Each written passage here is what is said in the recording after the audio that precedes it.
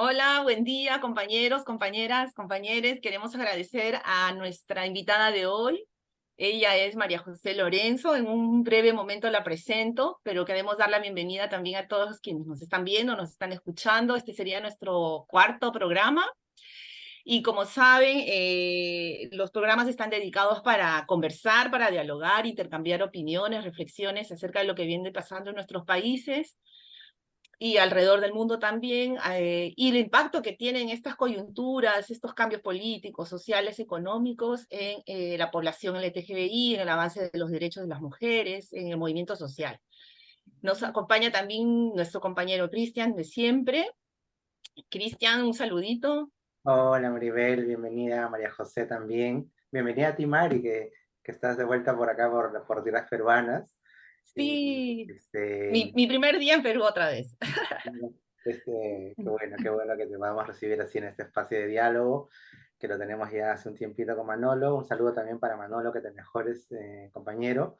Y bueno, como tú mencionas, ¿no? La idea de este espacio, de este programa en particular, es hablar un poquito sobre la situación en Argentina, a propósito de la elección de Milei y cómo la compañera María José puede comentarnos un poco cuál es la lectura que tiene de esta elección, qué significa desde su punto de vista esto para la población LGTB, para la comunidad LGTB, para las personas LGTB de la diversidad sexual y de género allá en Argentina, ¿no? Entonces, de pronto, esa sería, digamos, la primera pregunta, digamos, detonadora de la conversa, a ver si la compañera, ¿qué nos puede compartir al respecto, ¿no? Sí, quiero hacer una presentación breve, primero, de Jo, para que sepan quién es. Jo, bueno, yo le digo Jo, pero su nombre es María José Lorenzo Pizarello. Ella vive actualmente en Argentina, pero estuvo viviendo en Estados Unidos y en Europa. Y como menciona ella, allí fue donde aprendió el gran valor de ser latinoamericana. Allí también se comenzó a definir como feminista y como lesbiana. Ella es, para que sepan, ella es investigadora de CONICET en Argentina en el área de ciencias médicas, pero estudia actualmente una carrera de especialización en el estudio de mujeres y géneros en la Universidad Nacional de Argentina. Bienvenida, Jo, y podemos empezar a conversar. Más que un interrogatorio, esto es, como decíamos, un diálogo, un intercambio de reflexiones, y lo que podríamos comenzar con lo que mencionaba Cristian, ¿no? ¿Cuál es tu apreciación de lo que ha sucedido a partir de esta preocupante, grave elección de Milei como presidente en tu país, ¿no? Bien. Hola Maribel, hola Cristian, muchas gracias por la invitación. Y sí, la verdad, como vos decís, Maribel, es una situación preocupante, que un poco hablábamos off the record, que yo no estaba como muy segura de que esto iba a pasar. Creía que que estaban en juego muchos valores trascendentales para la sociedad, y que yo creía que ya eran acuerdos sociales y políticos en Argentina. Entonces pensaba que la gente, a la hora de decidir, sobre todo en el balotaje entre dos modelos de país, iba a primar los valores sociales y no lo económico. Eh, pero bueno, sí, las prioridades de la población en general han sido diferentes. Eh, Mucho se dice que es porque la gente cree que el actual presidente electo no va a hacer lo que ha dicho en campaña que iba a hacer. Entonces mucha gente se ha escudado en eso para priorizar, o sea, para focalizarse solamente en lo económico. Si ustedes un poco han seguido las campañas o las declaraciones de Milei y de la gente que lo acompaña, sabrán que los retrocesos que se avisoran en cuanto a los derechos de mujeres y diversidades son enormes. Ya su vicepresidenta había dicho en una entrevista algo así como que para ella el matrimonio igualitario, que ya en Argentina tiene más de 10 años, eh, había sido como una exageración, que una unión civil hubiese sido suficiente, que lo del matrimonio ya era como un exceso. También se ha comparado a la elección sexual de personas gay, la candidata que va a ser la canciller, ha puesto en una entrevista como ejemplo que si a uno no le gusta bañarse, después que no se queje si la gente no se quiere acercar a uno porque huele mal, como diciendo que vos sos dueño de ser gay, pero si después la gente no quiere estar cerca tuyo, entonces atenete a las consecuencias.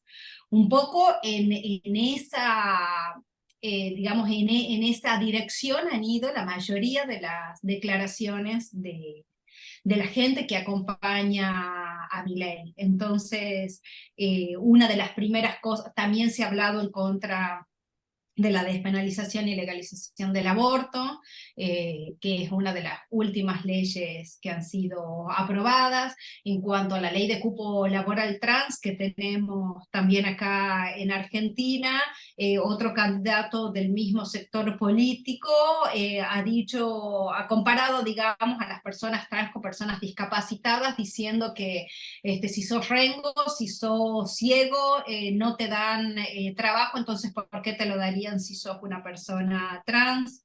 Entonces lo que se espera es una serie, no solo discursivamente, digamos, una serie de violencia contra la comunidad LGBT, sino también digamos, digamos, propuestas y campañas desde las cámaras de diputados y legisladores para tratar de derogar las leyes que ya están en vigencia. Sí, Perdón, sí, Cris, sí, una consulta. dale, dale. ¿Tú crees que con esta elección de Milei allá en Argentina, teniendo una visión un poquito, un análisis más también de región, ¿tú crees que esta elección signifique algún nivel de fortalecimiento de estos conservadores, antiderechos en la región, considerando procesos como por los de Chile, con el proceso constituyente que tienen, lo que estamos viviendo en el Perú mismo, con esta dictadura que hemos tenido tantos muertos en las protestas sociales, etcétera? Entonces, ¿tú crees que esta elección puede ser un significado de un fortalecimiento de este movimiento antiderechos? O sea, sin duda sí genera por lo menos una ola de entusiasmo para los antiderechos. No sé si se va a lograr consolidar. Creo que cuando Bolsonaro había salido elegido en Brasil hemos tenido esta sensación de, bueno, se viene la derecha y se instala en Latinoamérica, y sin embargo creo que es cíclico, que después las sociedades frente a estos sectores tan reaccionarios y tan antiderechos, termina reaccionando y dando vuelta las elecciones en un tiempo. O sea, Bolsonaro duró 4 años y se fue, cuando Macri estuvo acá, que también, si bien no es la derecha de Milei, también representaba la derecha y no tenía, digamos, era también un gobierno muy conservador, ha estado 4 años y se ha ido. Entonces creo que, no sé si es mi esperanza, mi ilusión, creo que no representa una consolidación. Creo que sí tenemos democracias un poco lábiles en el sentido que cuesta como mantenerlas, o sea, que hay que luchar mucho, sobre todo, digamos, en las calles para mantener y consolidar los derechos, que somos sociedades que saben, pero que tienen que recordar siempre que los derechos se ganan y se conquistan en las calles, pero que en las calles también es donde se los defiende, y que siempre hay una derecha que es la clase, en definitiva, económica, que es la poderosa, la que influye en los medios, la que siempre está ahí al acecho para tener un control sobre la población. Entonces, no sé, yo quiero creer que no hay, que esto no va a significar o sea, que la derecha se va a quedar en Argentina, pero sí que el retroceso que puede generar va a costar un montón recuperar. Creo que en este caso la oposición, o la primera minoría que sería el peronismo, que es el que tiene casi las mayorías en las cámaras de diputados y senadores, tiene una responsabilidad enorme de actuar como oposición y defensor de derechos conquistados, porque Milei en las dos cámaras, en la de senadores y diputados, creo que tiene 7 senadores y 30 diputados, o sea, solo no van a poder lograr aprobar ninguna ley que se propongan, ni aprobar ni derogar leyes vigentes, sin un consenso político. Entonces creo que ahí es muy importante cómo la oposición se posiciona para defender derechos que ellos políticamente han ayudado a conquistar, porque si bien yo creo que los derechos se conquistan en las calles, también soy consciente que sin decisiones políticas los derechos no se terminan aprobando. Entonces creo que ahí el peronismo tiene un rol muy importante que cumplir. Sí, quería rescatar esto que tú mencionas, Jo, acerca de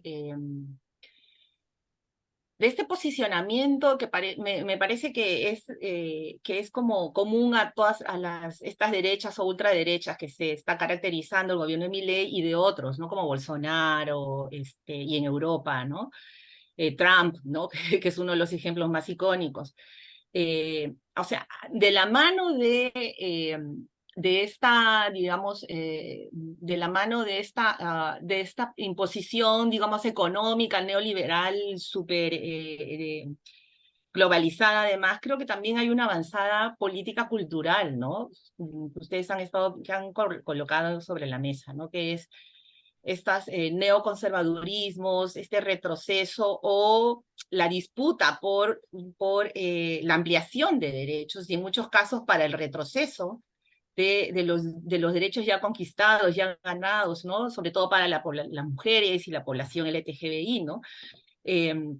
Entonces creo que es como, no sé si de la mano, o sí, ¿no? De la mano de esta necesidad de ganar mayor espacio, de consolidar el neoliberalismo, el capitalismo a ultranza en América Latina, viene de todas maneras en conjunto con estas ideologías, con estas maneras de pensar de recorte de libertades, ¿no? De recorte de luchas ganadas y en contra del movimiento social, ¿no? El movimiento social progresista, de avanzada, en contra de las luchas de la calle, ¿no? De estas conquistas que se han venido dando.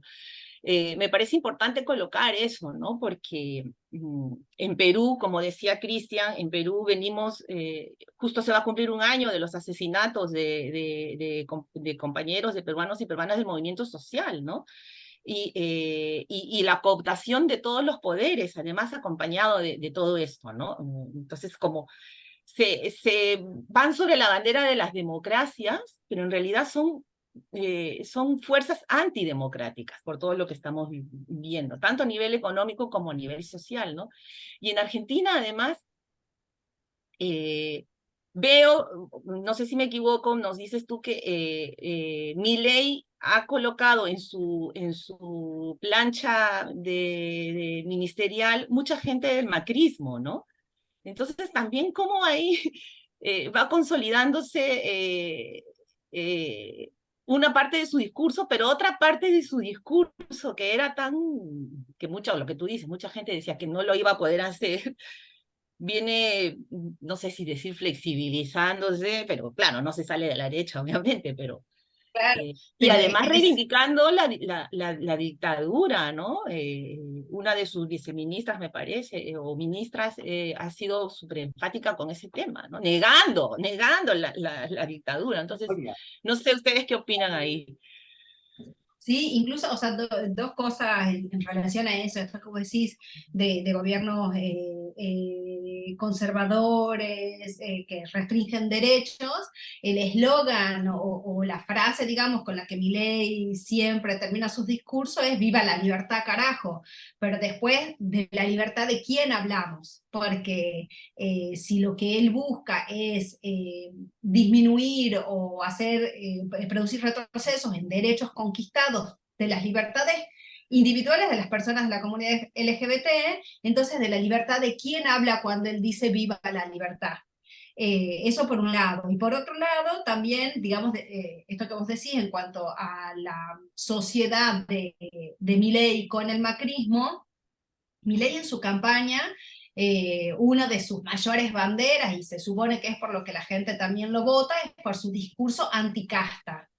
Y resulta que ahora ya nos preguntamos de qué casta hablaba, porque él tiene, ahora hay una asociación con el macrismo, pone figuras como Patricia Bullrich, que ha sido la ministra de Seguridad en el macrismo, la pone ahora en la misma posición en su gobierno, y Bullrich es una persona que viene siendo parte de los gobiernos nacionales desde el 2001. Cuando Argentina tuvo la crisis del 2001, Patricia Bullrich era la ministra de Trabajo que decide recortarle las jubilaciones a los jubilados. O sea, ella en su plan económico de economizar, de reducir el Estado, lo primero que hace es bajar las jubilaciones.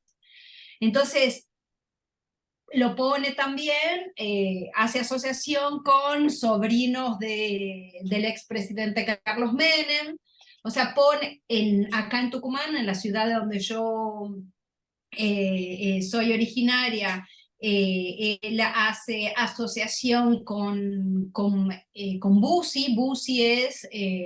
Ricardo Bussi es el hijo de Domingo Bussi, que ha sido gobernador de facto durante la dictadura argentina.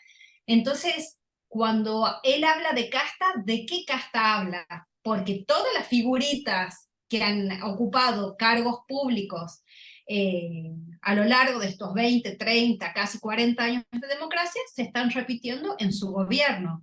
Entonces, una de las conclusiones a las que nosotras llegamos en conversaciones estas permanentes que una tiene con la gente que la rodea, tratando de encontrar alguna respuesta a por qué la gente ha votado lo que ha votado, una de las respuestas que nosotras llegamos es que la casta termina siendo la clase media, no la clase poderosa. Y la clase media que trabaja en el Estado, porque nosotros tenemos seguridad social, tenemos aguinaldo, tenemos vacaciones, tenemos más o menos estabilidad.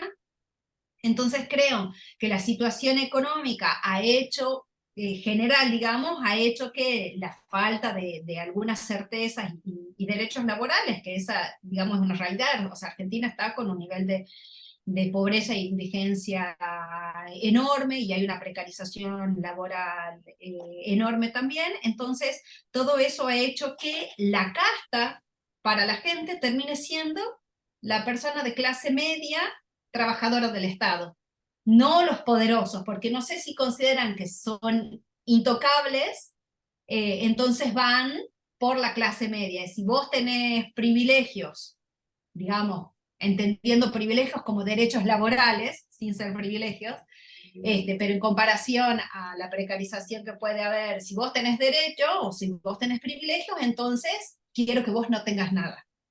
Entonces creo que un poco en esa situación de análisis más o menos estamos.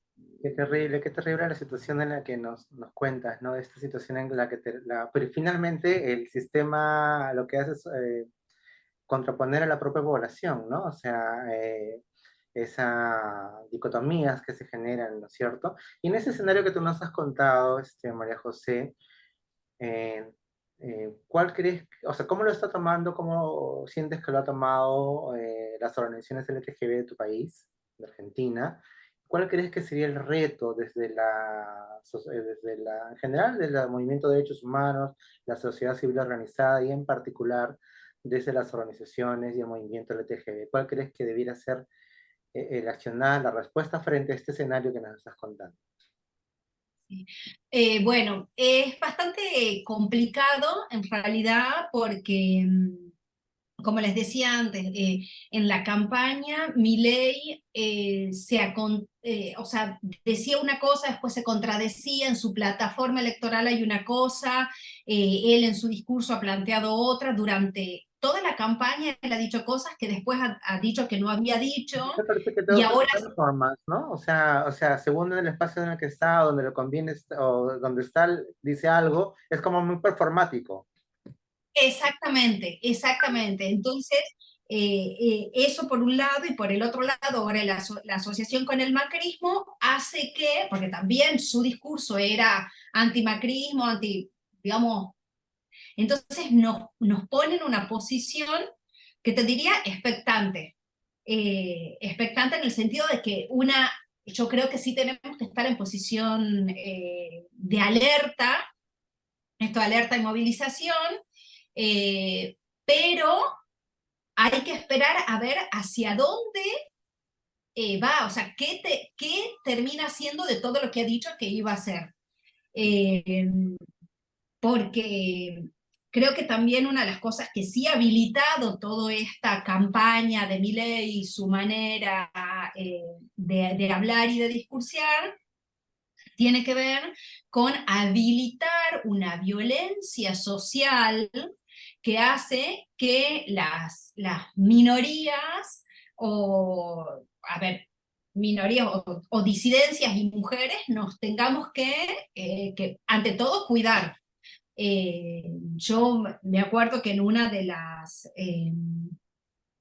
veces yo tenía una camiseta, creo que justo después de uno de los debates presidenciales en los que había habido un discurso negacionista por parte de Milei, en donde él, al hablar de la dictadura, repite lo mismo que había dicho Videla en su declaración, Videla, el dictador de Argentina, que había dicho que puede haber habido excesos, pero nada más, y que no eran 30.000, y bueno, ese discurso negacionista que presentaban. Yo me acuerdo que me había puesto una remera que decía son 30.000, y que yo caminaba en la calle, una remera que la he usado siempre, pero yo sin he sentido, o sea, iba muy expectante de quién me miraba, cómo me miraba, cuál era la reacción, o sea, si mi remera producía o no una reacción en la calle. Entonces, porque hay una habilitación por parte del presidente electo de un discurso de odio y una manera agresiva de responder y de reaccionar frente a lo que a él no le gusta o no le parece. Entonces, eh, me parece que su manera habilita un discurso social en la que sus votantes se sienten envalentonados a agredir a la gente. De hecho, ya han empezado algunos scratches de políticos o referentes sociales que han sido escrachados en la calle. Entonces, creo que hay que ser cuidadosos, lo que no implica no estar atentos. Creo que estamos todos primero tratándonos de recuperar frente al shock que nos ha generado el resultado, y por el otro, digamos, somos conscientes de que hay que organizarse, pero que hay que tener también ciertas precauciones. Entonces yo creo que Argentina tiene una cultura de defensa de los derechos en las calles, que eso no lo va a perder. Eh, las abuelas y madres nos han enseñado que no importa en qué circunstancias, la calle es nuestra. Entonces creo que hay un 45% de la población que no lo ha votado a Milei, que no es menor el número, que es consciente de esos valores sociales que hay que defender. Entonces creo que hay varios grupos organizados en los que están en discusión permanente. Lo que pasa que frente a todos estos cambios que Milei ha ido produciendo, todavía no hay reacción, porque se espera a que asuma y ver cuáles son efectivamente sus primeras medidas, que entiendo que su primera preocupación, por lo menos la de Milei, es más en lo económico y el dólar, más que en atacar los derechos conquistados. Como primera instancia, digo, o sea, diciembre, enero y febrero van a tratar de meter todo lo que puedan como lineamientos de su gobierno, entonces creo que estos 3 primeros meses van a ser fundamentales para que nosotros reaccionemos frente a posibles propuestas que ellos tengan, pero sí, bueno, por el momento no hay nada concreto, o sea, no sé, previo al balotaje y post-balotaje se han formado grupos.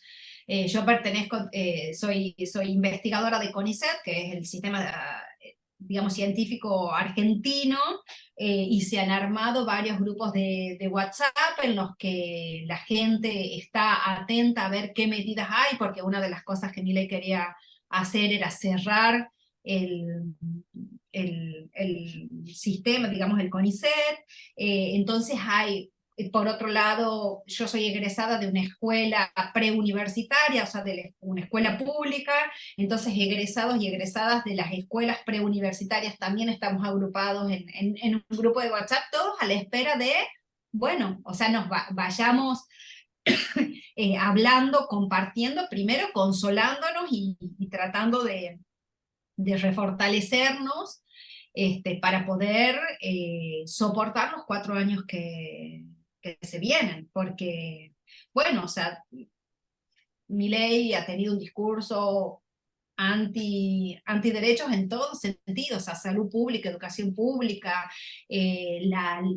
las leyes, digamos, de educación sexual y reproductiva, o sea, en todo, o sea, por ellos sacarían todo. Entonces, hay, según el área en el que estés o estés involucrada, son los grupos que se van formando. Así que, bueno, hay más que nada esta sensación así de, bueno, a ver, veamos, estemos atentos porque hay que remangarse porque en cualquier momento salimos a la calle. Pero...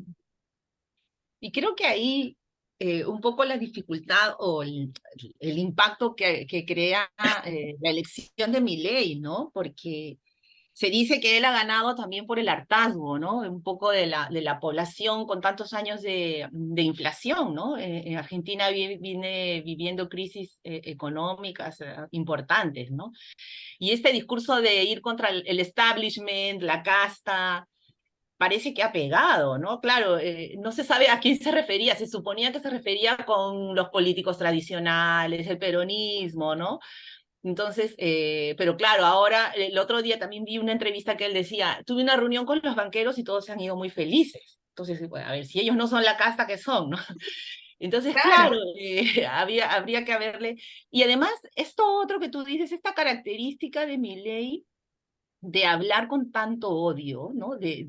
O sea, él en su corporalidad, en su gestualidad, comunica intolerancia, ya que esta palabra no me gusta, pero digamos, esta cosa de alzar la voz, de gritar, si no está de acuerdo, insulta.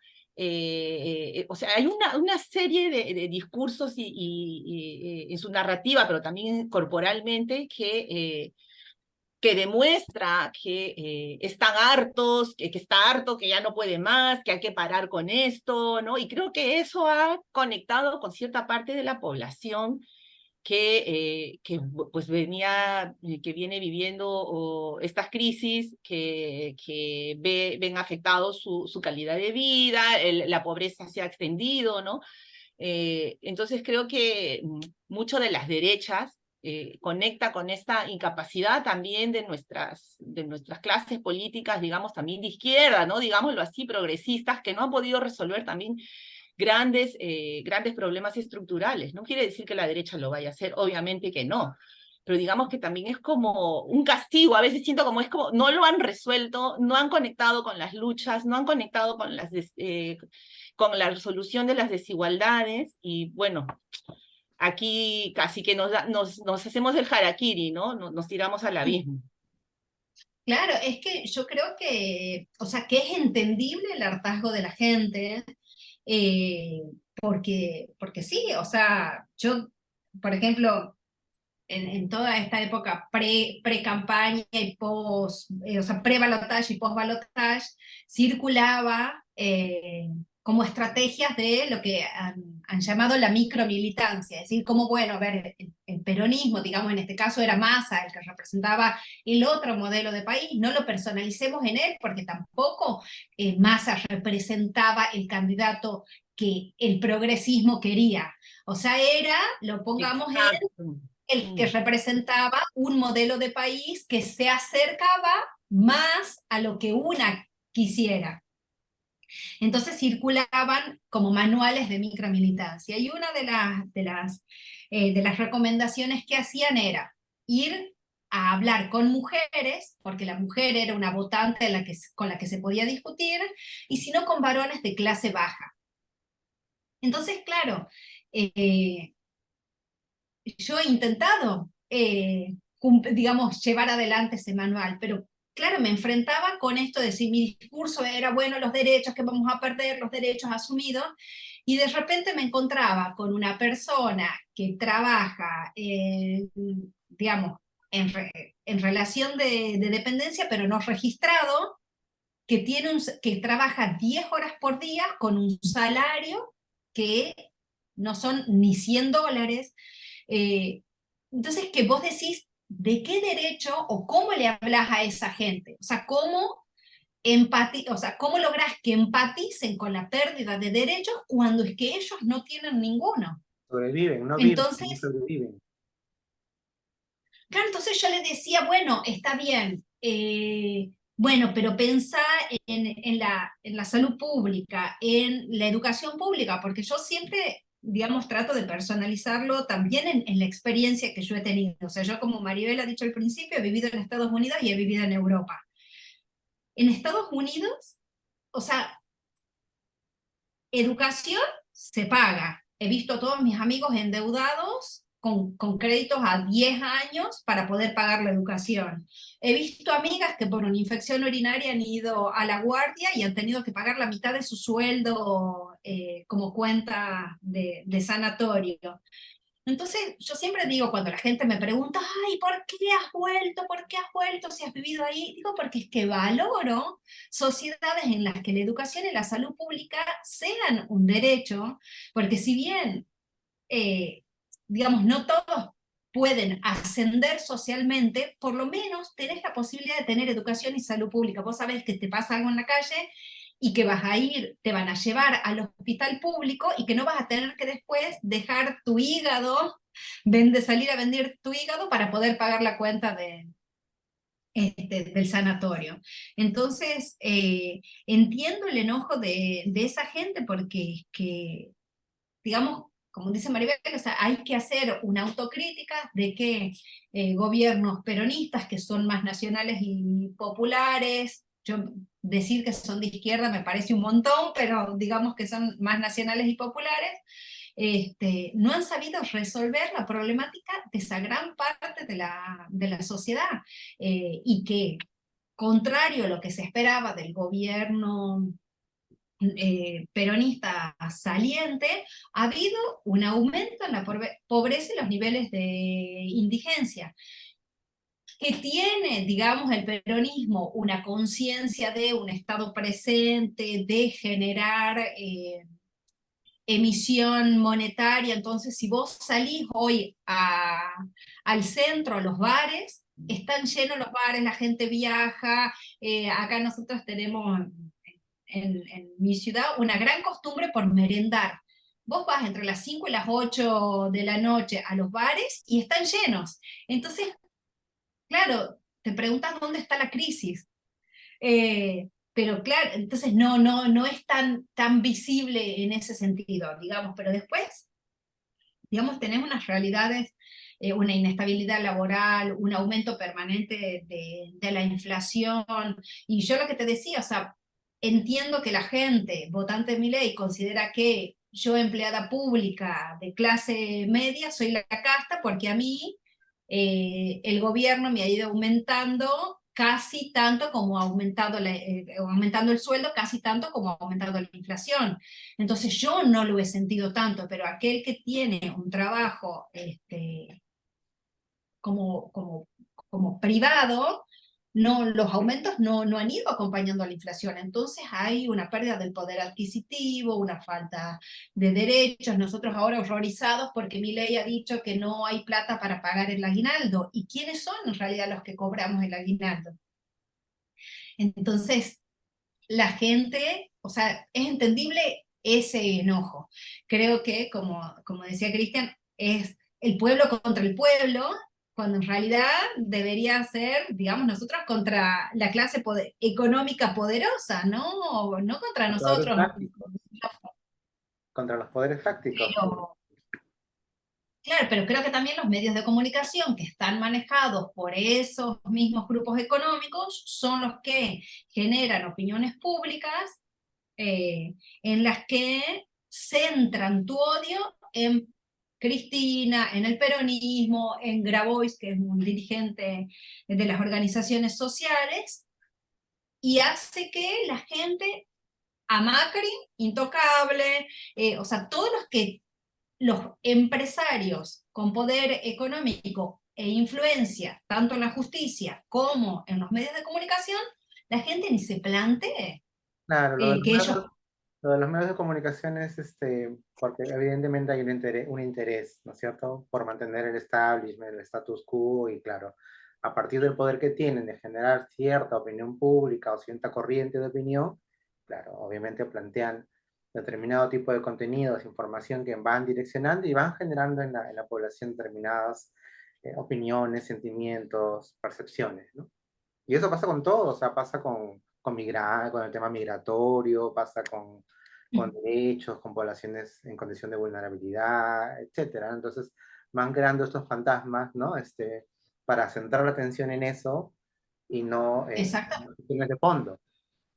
Exactamente, acá hay una gran, bueno, han creado estos enemigos internos que son, bueno, la población LGBT que se ha llevado todos los beneficios del Estado según la gente, con el cupo trans, con todas las leyes, y otro, lo que vos decís de la población migrante también, que hay tours de belleza, tours de salud, entonces dicen que los extranjeros vienen a hacer uso del sistema de salud público, entonces que en realidad nosotros estamos pagando, porque además con la ley de identidad de género, en donde el Estado te paga si vos querés hacer operaciones de transición de género, entonces claro, hay toda una teoría fantasmagórica de que la gente viene a operarse acá en un tour express, que se toma un avión, se hace operar y se va.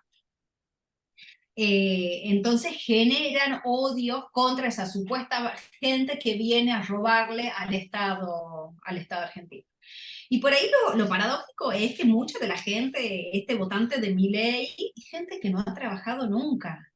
Entonces que tienen, digamos, como un desconocimiento del sistema, es gente que habla de los vagos como una tercera persona, cuando muchos son eh, treintañeros que viven en las casas familiares y que ni estudian ni trabajan. Producto también posiblemente de la realidad social, pero con un discurso tan disociado de uno mismo, o sea, eso también creo que ha puesto mucho en evidencia estas elecciones, es la hipocresía de la sociedad, o sea, el quejarse de algunas cuestiones, no sé, por ejemplo, de la corrupción, que yo no digo que esté bien la corrupción, digo que es parte del sistema político actual, y que en general la mayoría de la gente en su día a día comete actos de corrupción. Entonces ese doble estándar, esa doble vara para analizar algunas cuestiones y para poner a la corrupción como con un sobrevalor cuando algunos derechos, personas LGBT o de mujeres, eso no importa, importa si hay corrupción o no. O sea, yo en mi familia discutimos mucho eso, el valor que uno que uno de nuestros primos, por ejemplo, le da a los actos de corrupción del kirchnerismo, cuando el kirchnerismo ha sido el gobierno que ha tomado la decisión política de llevar adelante los juicios de lesa humanidad, los juicios contra militares. Entonces, en la valoración de, bueno, o sea, ¿a qué le doy más importancia? A mí me parece que eso se ha puesto un poco en juego hoy, digamos, en estas elecciones, de cuál es o sea, dónde ponemos el foco, cuáles son nuestros valores, qué es lo que nos importa. Y el hecho de decir esto, de poner lo económico por arriba de valores sociales, de consensos sociales, de ampliación de una sociedad con mayor ampliación de derechos. O sea, creo que en vez de valorar eso, había mucha gente que le ha enojado. A ver, mucha gente y muchos hombres que han visto que con el feminismo se han visto amenazados en sus privilegios. Entonces creo que también todo esto es producto, es una reacción frente a esa puesta en riesgo de ciertos privilegios de los varones. Y puesta en riesgo, decir, digamos, de una manera incluso hasta poco real, porque es que ellos siguen teniendo todos los privilegios, pero que discursivamente se los haya interpelado, les ha generado un odio que creo que también es producto de lo que hoy vemos en las elecciones. Entonces, bueno, no sé, o sea, creo que sí es un escenario bien complejo el que estamos viviendo hoy, que creo que nos va a llevar un tiempo a esto, asimilar, analizar, ver y saber exactamente hacia dónde Claro. va este gobierno. Como tú dices, estar alerta, ¿no? O sea, y lo bueno, lo que Sí. interesante que comentabas era la reacción de la sociedad, de estar comunicándose, ¿no? Estos grupos de diversos grupos WhatsApp que me comentabas, o sea, la gente tampoco está dormida, sino que están, oye, mira, estamos atentos, ¿no? Vayamos viendo de repente estrategias, ¿no es cierto? Entonces la gente está, como tú dices, expectante, alerta a lo que pueda pasar en concreto con Milei, que como también vas ya descrito es medio impredecible, ¿no? Porque dice cosas a veces medio contradictorias, ¿no? Entonces, O sea, es impredecible, sabemos que es la derecha, o sea, eso sin duda, y una derecha negacionista, pero un poco la asociación con el macrismo, creo que hay algunos discursos o algunas medidas que creemos, tal vez fantasiosamente, que les va a poner ciertos límites. Hoy nos reíamos con grupos de amigas diciendo que hasta parece una alegría que Patricia Bullrich vaya a seguridad, porque lo que se preveía era que vaya la vicepresidenta, que tiene asociaciones con militares y tiene un discurso negacionista. Entonces, ¿cómo será la situación actual en la que estamos? Que Patricia Bullrich significa un poco, o El nos mal representa menor. un poco de esperanza, claro, a que Pero pero no va ya a ser tan malo. la viceministra vi que sí se dio un paseo ahí de poder, visitando policías, visitando, cuando ya habían dicho que la otra iba a ser la ministra, ¿no? Entonces era como, habrá cierta disputa ahí, imagino, obviamente, ¿y no? Exactamente, yo creo que esta como sociedad de gobierno no es una coalición, no ha habido un acuerdo previo entre partidos, ha sido entre individualidades. Entonces creo que digamos que eso va a generar una tensión permanente adentro del gobierno.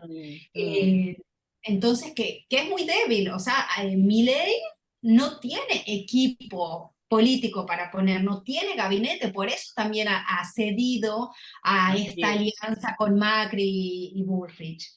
Eh, entonces, bueno, hay que ver cómo ellos también terminan acomodándose. Yo creo que parte de el decir que tal persona va a ir al ministerio y después de decir que no, que va otra, es parte de las negociaciones en las que ellos están, porque Milei va a tener que hacer acuerdos de gobernabilidad y porque el macrismo quiere ocupar puestos. Es gracioso porque el candidato a presidenta y a vicepresidente del macrismo, que han salido terceros, hoy terminan ocupando puestos en el gobierno de Milei. Entonces hay ahí un reacomodamiento de las políticas, de las propuestas Sí. que por lo menos Milei había sacado como banderas, que va a tener que, digamos, que rever y replantear. Renegociar, replantear, imagino, ¿no? Porque a mí me llamaba mucho la atención en su campaña cuando salía con su pizarrita y decía, este ministerio se va. Claro. Todos los ministerios que tenían que ver con asuntos sociales, digamos, el Ministerio de la Mujer, Educación, una serie, el Banco Central de Reserva también dijo que iba a desaparecer, ¿no?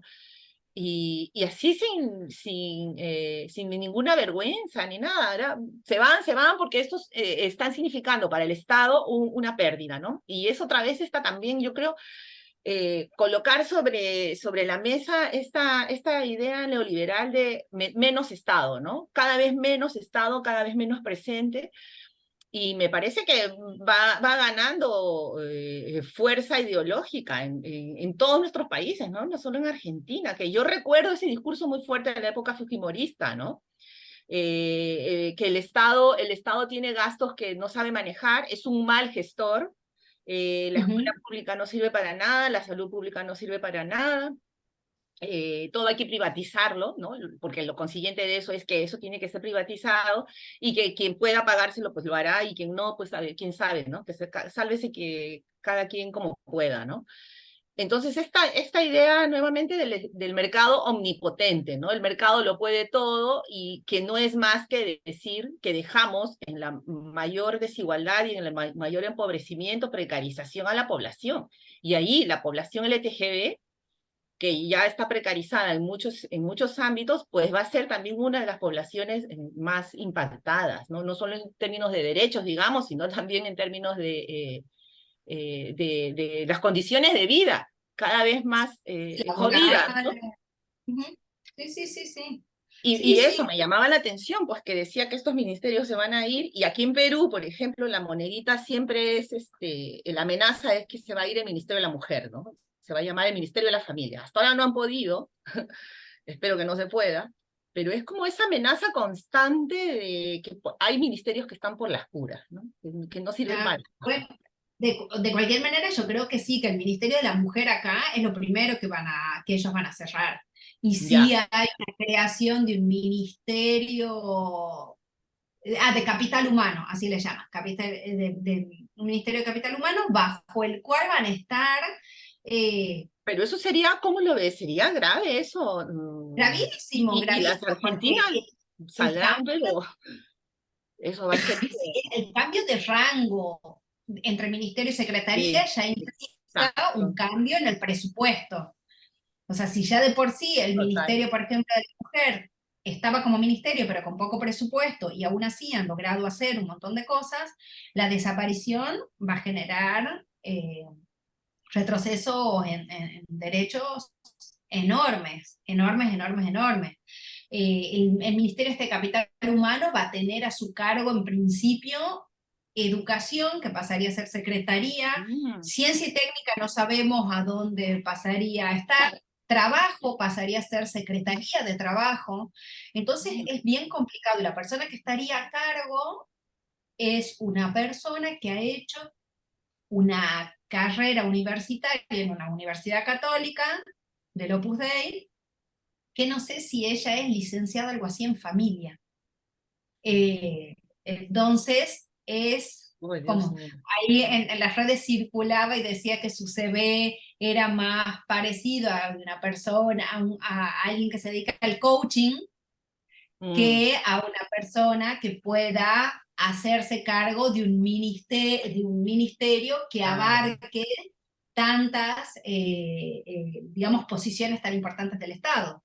Entonces hay que ver cómo eso se termina llevando adelante. O sea, mis proyecciones son pésimas, porque que Sí, no, o sea, sí, sí. ya lo hemos vivido con Macri, que trabajo pasó a ser secretaría, educación pasó a ser secretaría, ciencia y técnica pasó a ser secretaría. Entonces todo eso genera retrocesos en políticas estatales enormes. Y yo creo que la educación pública es una fortaleza en Argentina, la universidad Vale. pública es una fortaleza en Argentina y en Latinoamérica, nuestro sistema científico es también Mm, enorme y súper reconocido a nivel así es. mundial. Entonces sí creo que hay espacios del Estado bueno, o sea, que hay que mantener y hay que, en esta batalla cultural de la que hablábamos, tratar de defender. Sí creo que han ganado, como decías Maribel, una batalla cultural discursiva en cuanto a el Estado no funciona. Y es Mm, como, ¿cómo que no funciona? O sea, la mayoría de nosotras es egresada de así escuelas es. Públicas. públicas. Claro, ¿qué es lo que no ha funcionado? Es Mm, raro en Argentina la persona que va a una universidad privada y ocupa ciertos espacios de poder. Entonces, bueno, sí, o sea, creo que como decía al principio, que tenemos que estar atentos, que los valores sociales y los consensos sociales,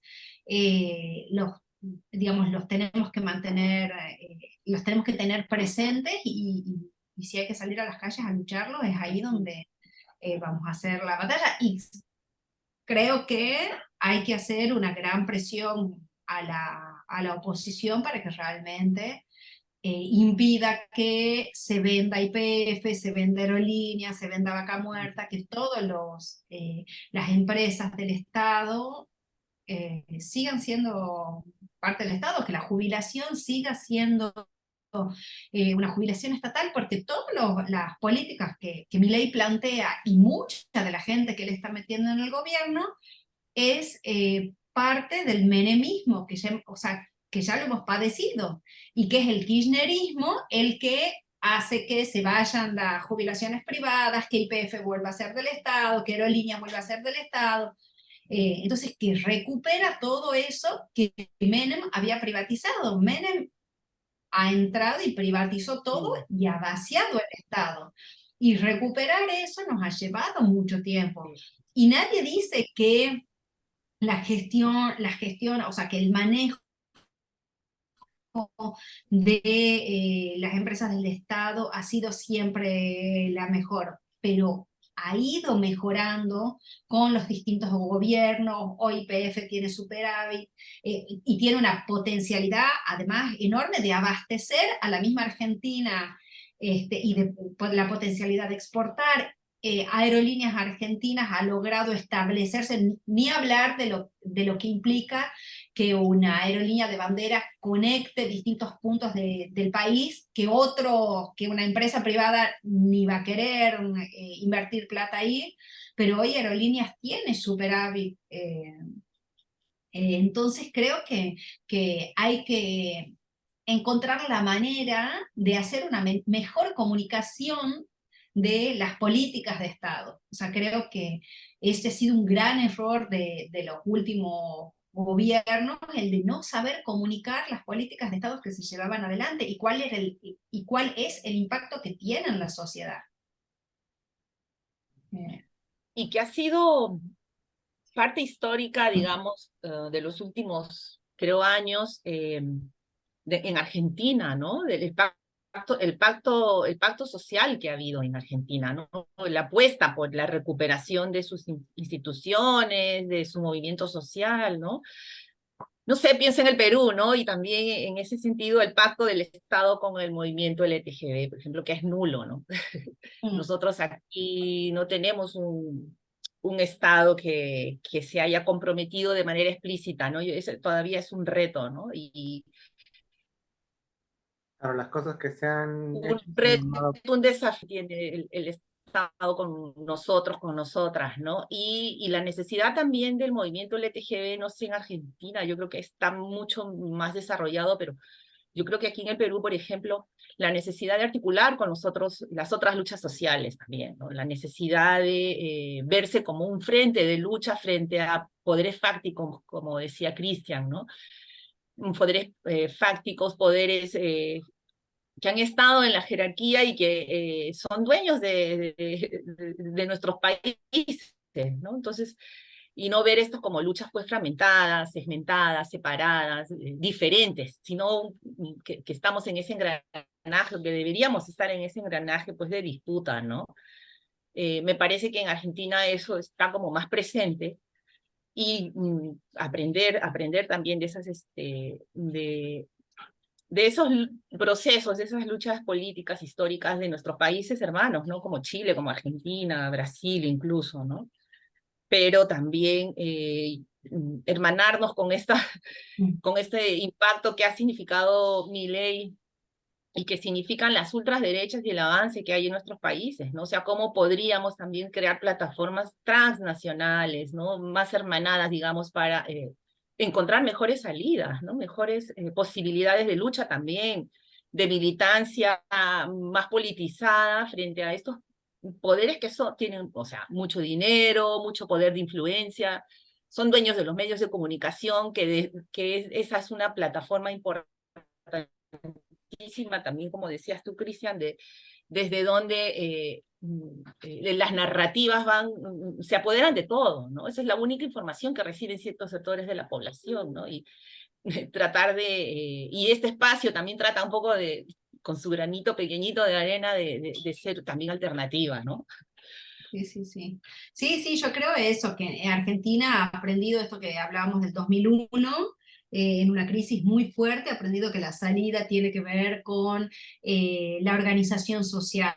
Entonces creo que sí tiene una cultura de organización bueno, que espero que se mantenga presente. eh, digamos, en este periodo también porque va a ser, bueno, va a ser necesario. Es necesario, digamos, que trabajemos comunitariamente, porque creo que una de las cosas que también se ponía en disputa en estos dos modelos de país era el individualismo y la concepción de una sociedad como un colectivo de personas y no como un grupo de individuos. Entonces creo que sí esa es una lucha, digamos, una lucha cultural discursiva que tenemos que recuperar, hacer entender que, bueno, de esto salimos todos juntos. Entonces, bueno, sí, espero que resulte. Bueno, que se sientan abrazadas también por nosotros, nuestros otros países latinoamericanos. No sé, Cris, si quieres ir también cerrando, que ya tenemos a Jo casi una hora. No le quitamos más tiempo a la compañera. Muchas Sí. gracias, María José, por este espacio, por esta linda conversación que hemos tenido, contándonos un poco la mirada, la lectura que tienes de la situación actual allá a propósito de la elección de Milei y todo lo que se viene, ¿no? Eso, entonces creo que como ha dicho Maribel, este espacio pretende un poco también aportar en ese sentido, así como estas narrativas ultraconservadoras, antiderechos se están fortaleciendo, son agenda en toda América Latina. Creo que también desde los movimientos, y este es un granito de arena que aportamos también en ese sentido, a poder tener esa conexión, ese intercambio de información, de estrategias, de movilización, creo que es importante también, y conocer de primera mano, obviamente, la situación que se está viviendo ahí a través tuyo en este caso. Entonces te agradecemos por este tiempo, por este espacio. Y nada, entonces estamos en permanente comunicación. Un abrazo y un saludo para todas las personas que nos están viendo y que en ese momento que nos siguen a través de nuestro canal de YouTube, Conversaciones de Chu. Gracias. Que nos dejen sus comentarios, sus opiniones, también que les vamos a contestar. Gracias, Jo, un placer volver a verte y seguro que estamos en otro diálogo, te vamos a seguir convocando porque tenemos para rato de reflexionar sobre el proceso en Argentina y en Latinoamérica. Claro, cuando tomen Un las beso, primeras un abrazo. decisiones y se vean ahí más o menos acá unos meses cómo va el tema, ahí podemos volver a conversar. Sí, Claro. exacto, exacto. Bueno, muchas gracias a ustedes y por más espacios de resistencia como este, porque eso es lo que nos toca, resistir para volver mejores. Genial. Así es. Súper bien, súper chévere. Gracias. Chao. Chao.